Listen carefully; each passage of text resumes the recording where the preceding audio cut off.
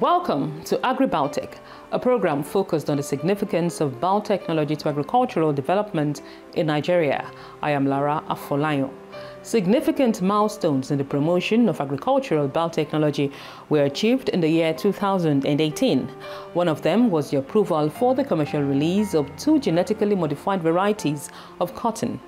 Also in 2018, confined field trials for the BT cowpea variety, which began 9 years ago, reached the final stage, and the Biosafety Management Agency is now carrying out risk assessment of the research findings. We shall be taking a look at those developments on the program today.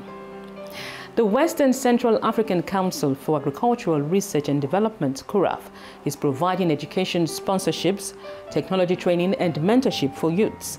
This is in areas of agriculture, research and entrepreneurship. CORAF's programs for youths is against the backdrop of the fast aging population of researchers in agriculture. Let's now take a look at this story and other trending agricultural biotechnology stories in What's New.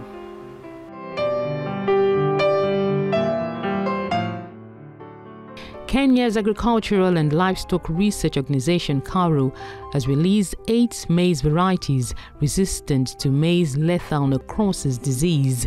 The agency's regional research officer, John Karanja, says the 8 varieties have been developed for different climatic conditions. He adds that besides their resistance to this disease, they are also resilient and can withstand inadequate rainfall regimes as well as mature within 3 months. Karanja also says the Agriculture and Livestock Agency is working on developing varieties that are immune to the fall armyworm pest. The organization, in collaboration with partner researchers, have been working together to find a solution to the pest, which has destroyed nearly 500,000 acres of maize in the last 3 years. The Kenya Agricultural and Livestock Research Organization is concerned that maize diseases are a threat to one of the country's big 4 national development agendas, which is food security.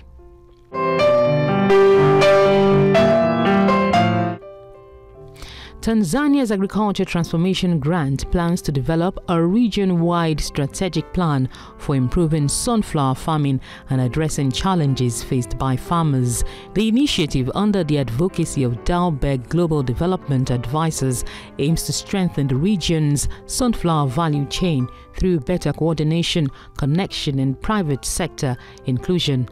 The grant focuses on building the capacity of regional secretariats and local government authorities to improve the sunflower farming value chain in the country's Dodoma region.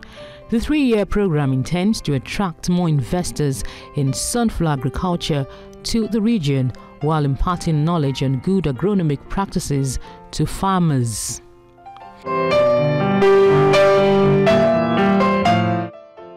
Scientists in the United States have engineered tobacco plants that can grow 40% larger than normal in field trials. The researchers say they have found a way of overcoming natural restrictions in the process of photosynthesis that limits crop productivity. They believe the method could be used to significantly boost yields from important crops, including rice and wheat. The technology is being developed for royalty-free distribution to smallholder farmers in sub-Saharan Africa and in Southeast Asia. Researchers are growing increasingly concerned about the ability of the world to feed a growing population in a time of serious climate change.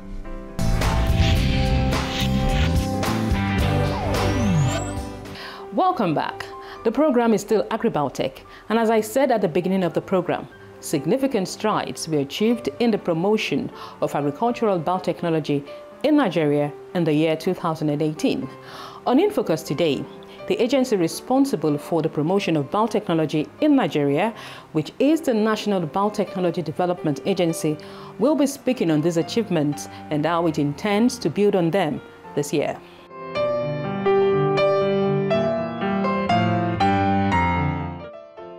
Confined field trials on the BT cowpea, BT cotton, and the newest rice began several years ago in Nigeria. Campaigns and sensitization programs by promoters of biotechnology in the country on these varieties have been on for several years, and they were in top gear in the year 2018.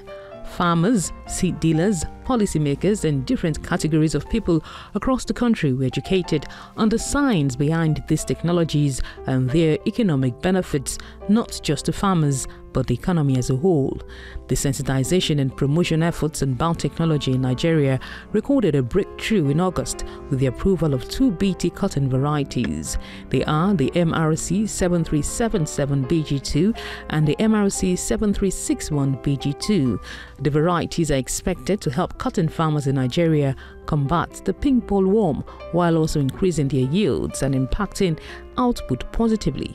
The National Biotechnology Development Agency is optimistic this development will impact the Nigerian textile industry positively. This year, Nigeria was able to commercialize BT cotton. I'm sure there's hardly anybody here who will all have heard about our BT cotton. 2 new varieties. Each of them will give us between 4.1 and 4.4 tons per hectare, as compared to the traditional variety that only gives between 250 to 750 kilograms per hectare. Where the agronomic practice is very good, you get up to 900 kilograms per hectare. But this new variety will give us 4.2 to 4.4 tons per hectare. This is a very significant improvement. Confined field trials for the BT cowpea have reached their final stage. Risk assessment tests are now being conducted by the Biosafety Agency. The promoters of biotechnology in Nigeria are hopeful successes recorded in 2018 will be built upon this year. So we are happy to have this new variety, BT cowpea, because cowpea has a peculiar problem. There is one insect, Maruca, that devastates this crop seriously.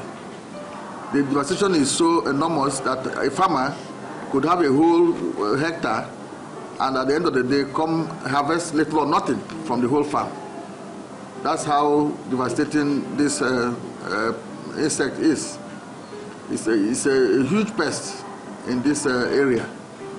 But the BT cowpea that has been developed now in collaboration with researchers at ABU Zaria is able to resist this pest.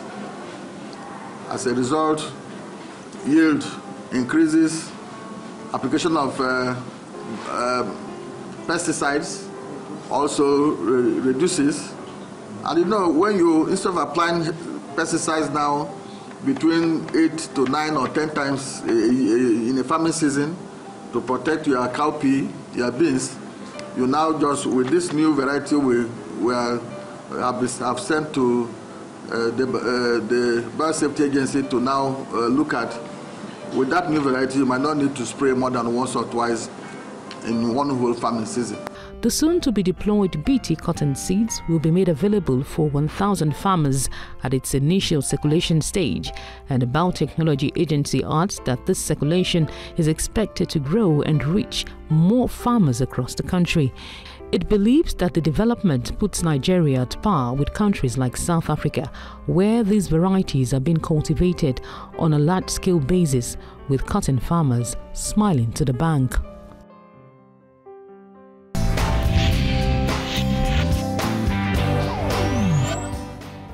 Dr. Emeka Okengu is a development expert and a manager of an agricultural resource center in Abuja.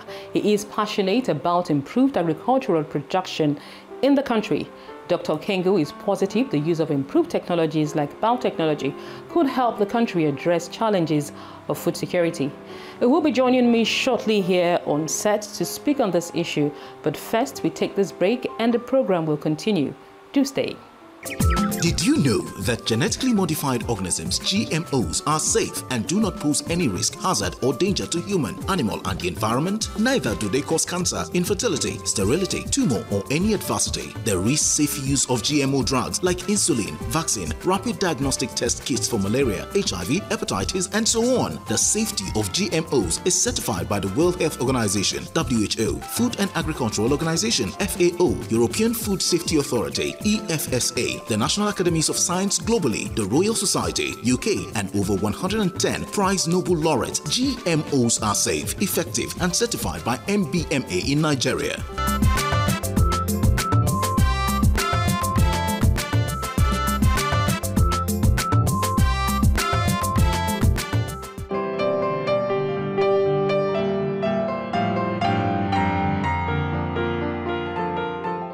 And joining me on the program is Dr. Emeka Okengu. He is a development expert and also manages an agricultural resource center. It's good to have you join me on the program. Pleasure to be here. Thank you. My first question will be, what exactly do you understand by genetically modified organisms, particularly in relation to agriculture? In one word, applying science to improving agricultural yield, or applying science to the development of agricultural yield. Okay? Now, when you talk about genetics and you talk about organisms, you're talking about the two compound words. Okay? Now, using science to be able to assist the genetics of organisms. That's what GMO is all about. And how ready? At one end, okay, depending on where you're applying it. Okay, you also now have what you might be able to call the criminal GMO, which is where you are now also using technology to produce foods. So maybe along the line of a conversation, we'll be able to draw a clear distinction between the both of them. And how relevant do you think this technology is to Nigeria's food needs? Extremely relevant, very critical, and very central. Because the first thing is that GMOs allow you to have more yields, produce more food, okay, and eliminate to a very large extent the things that might be able to affect your crops and its yields.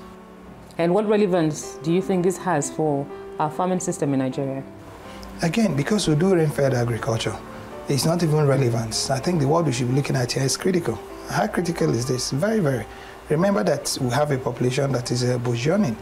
You know, we have a population, we are not food secure. We've never been.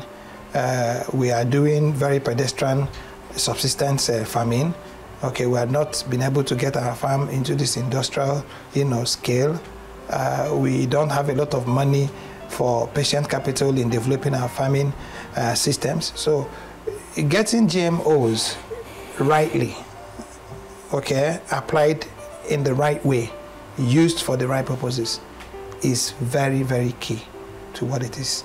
And what exactly do you mean by it being applied in the right way? Beautiful. Like I said to you, when you talk about yield and then you are genetically modifying your seeds, okay, to be able to give you yields based on your soil calculations or your soil performances or your soil nutrients and all that, it's the way to go.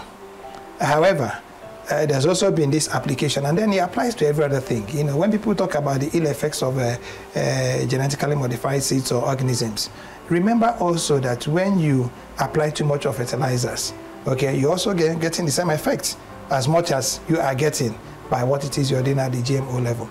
So the right applications would be to be able to follow the science, okay, of one, making certain that soil feeds seeds and that the nutrients are adequate, okay, for what it is you want to achieve. There is no alternative to GMO, especially for a growing economy. That is the truth about it. But I think people mistake it for all these plastics, foods and rice and everything that people are, and I think that's where the confusion comes, really. Okay. Confined field trials, yes, on some certain crops, yes, particularly some certain crops that we are hopeful would be released for commercial production in Nigeria have been on. Yes. Last year, we saw that of cotton. Yes. The confined field trials, you know, the process was concluded, yes, and those particular crops, the BT cotton, the genetically modified cotton variety, have been approved for commercial release, which means any moment from now, we'll be seeing a deployment of those seeds, in circulation. Yes. How do you think Nigeria can make the most of this BT cotton? You've just particularly as it affects our textile industry. You've just said it. Our textile industry is dead, madam. Why did he die? He died because there were no cotton. So what you've just said is that you now have what can be able to wake up that dead industry. And you're just not talking about cotton. You're also talking about lint. Okay, you're also talking about yarn. So you can imagine the value process of what it is, one research. You've just answered that the critical part of GMO in Nigeria is research. And from what it is you've said, you've just given us some good news. How can we make the most of the BT cotton variety? Keep putting in more research into more new areas, into more soils that can be modified to be able to take the BT cotton. End of story. We definitely need to do a lot of research to make the most of genetic modification for agriculture in Nigeria. Yes. At this point, we'll take a quick break and the program will continue. And my guest has been Dr. Emeka Okengu, a development expert and a manager of an agricultural resource center here in Nigeria's capital, Abuja. We'll take a quick break and the program continues shortly. Do stay with us.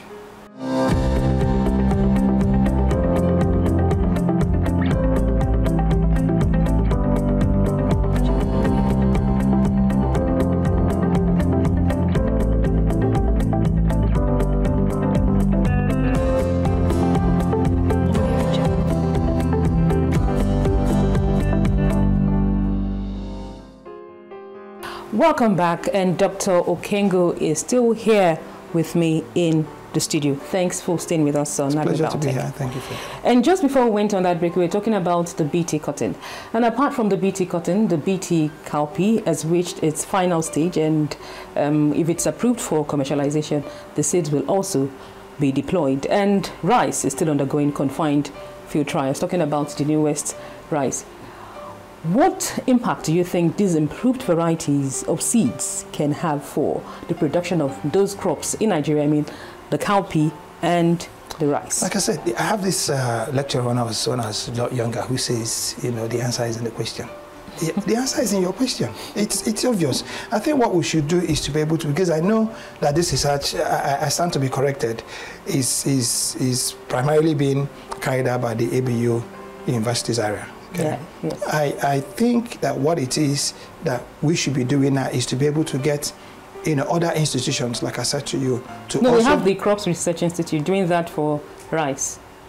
We're talking about the Cereals Research Institute. Whatever. Okay. We need to spread it. Okay. We need to get everybody to be talking this, so that at the level of research assistants, at the level of PhD, documentations, at the level of even undergraduate studies, okay, it becomes a very integral part, so that you see people writing their 10 papers on the BT cotton soils. You see, it begins to create, instead of now having people who probably for whatever pecuniary reasons are fighting it, okay, you can begin to now have stories that clearly show to you that these things are not as harmful as, just like the story of the DDT and mosquito elimination.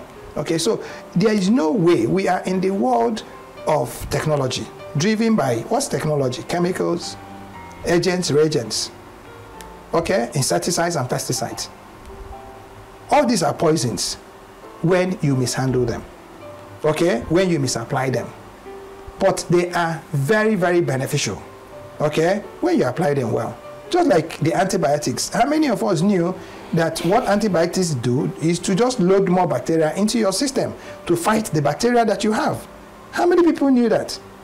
But that's what antibiotics are. They're actually bacteria loaded onto your bacteria to now be able to now conquer what you might call your friendly bacteria against, the ones that are attacking your system. I think that's the mode people must understand and see the GMO, structure for. Okay, as I said earlier, 3 crops in Nigeria have been, used for the confined field trials. Yes. What I mean really is that 3 crops are in focus, talking about the cotton to fight the pink bollworm, the BT cotton, the BT cowpea to fight the maruca, and the newest rice, that's for nitrogen use, water efficient and salt tolerant. What other crops do you think this particular technology could be introduced into Nigeria? Crop is crop. You divide crops into 4 broad. You have your grains, you have your veggies, you have your tubers. All can be applied to GMO. There is nothing. It is a science like I said to you, of food production, of yields, of increasing your yield. So it is our capacity now to be able to probably develop the reagents and the agents, you need to be able to start doing your trials, which is where we need to build human capacity, which is where we need to send people to be able to now understudy. You can have an expert probably in cowpea, and then because he's not so good in the other crops, he's now focused more on his what you call areas of comfort. But the moment we begin to see every crop, even every tree, okay, South Africa has only about 13% of its land that's arable, but it is the second greenest city in the world. Common sense will tell you that they are planting their trees, with the help of science. Do you understand what I'm saying?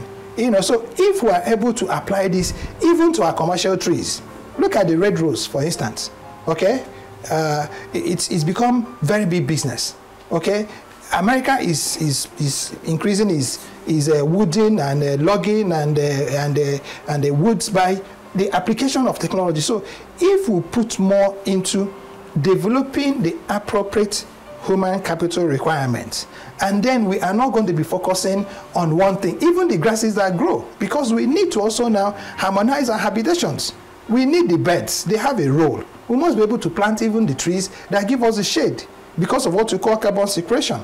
So all these things is not to be able to talk about, rice, beans, yam, potato. You can go on, the list is endless. Anything we consume, anything that helps our habitation, anything that helps us to be able to have a more comfortable life should come under investigation and research. Okay, you just mentioned South Africa, and that is one country where a lot of genetic modification is being done in agriculture, talking about their maize, their cotton, and even their soybeans. But even in those countries where this technology has been for several years, we have those who are against it. They keep criticizing. Even in the US, people keep criticizing this technology, and we have such people here. I wouldn't know how you would react to those who argue against this technology. Let me tell you how I react. I'm sorry to tell this story. I was in England one time, and then some people, I now noticed that the police were carrying blankets and following a group of people. And these were men and women who were nude. And they said they wanted to be walking around nude. And they allowed them to walk around nude until they got near schools where you had children. So the police now had to bring blankets, okay, to let them pass by. There are people who say to you, it's all about being organic. And then the first thing you notice is this guy is wearing polyester. Okay? He says to you, all I want to build it is organic. And he's buying yam from a Gwari man who is using pesticides and insecticides to grow those yams. Okay? What am I trying to say? You always have people who would be non-conformist. That's one part of it. They believe in something and they believe, okay, fine. Some people even make money out of it. Some of these NGOs, believe that by the time they're supporting organic, and then they have one group that says, it's all about organic, and they're getting support. There are some other ones who are also genuinely concerned, okay, about the after effects of genetic or genetically modified organisms. But I say to them, everything you do is poison. The drugs you take are poisons. It depends on how you modify them. So this is now where oversight, okay, comes in. This is where monitoring comes in. But for me, I'll say to anybody, do not critique what you haven't thoroughly investigated. Okay? Do not be like one of our labor leaders who came on the stage and said, we must be wearing everything Nigerian, everything. And then the president who was beside him removed his cap and then showed to the other and said, but the cap you're wearing is made in China. So it's important that in critiquing, we must be able to critique well. We must be able to critique from the point of knowledge. We must be able to critique to be able to make whatever it is better. Even if you found fault, I don't think because your son failed an exam, okay, would qualify for that son to be thrown into an incinerator. I think what we should do is to be able to now find out how can we be able to now improve on whatever lapses, which is what people are trying to do, which is what every other country is trying to do. You talked about South Africa. You have ShopRites all over. I mean, very soon they're going to be entering into villages. All the veggies, and you go there and say, this is well packaged. This is clean. Everybody's going there to buy. Have you found out how they are grown? Are they really that organic? And some of these guys who are critics are actually dining on this stuff, and they have it in front of them, and they say, this is not acceptable to us. And yet, you have over 80% of your population living below the poverty line, below bread lines. You must feed. We are not food insecure. How can we become food insecure when we have challenges of land management, when we have a lot of our farmers not educated or ill-educated, when we have very small farm holdings, when we are not able to now, develop commercial farming, when we don't have the infrastructure? GMO is the way to go. Trust me. All right. And very quickly before you go, what will be your final word on this issue? Very quickly. Do not castigate what you don't truly know. I think that GMO will help us as a country to be able to fight in. Look at Borno, for instance, now. GMO would have helped us with what they call desert agriculture. And you people will grow food and eat those foods. So I think it is something government must take it a little bit larger, bigger, make it a little bit more inclusive than it is right now. I think it's a right way to go, and it will help the country. Very strong views there, and thank you very much, Dr. Emeka, for joining me on the program. And that was Dr. Emeka Okengu, a development expert and a manager of an agricultural research center here in Abuja. We'll take a quick break, and the program continues shortly. Do stay.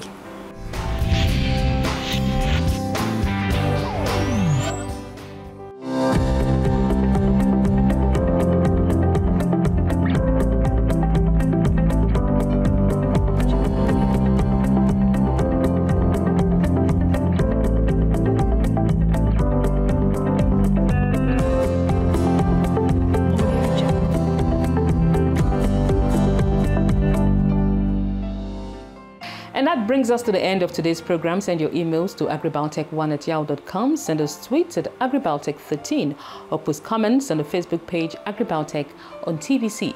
I am Lara Afolayan. Goodbye.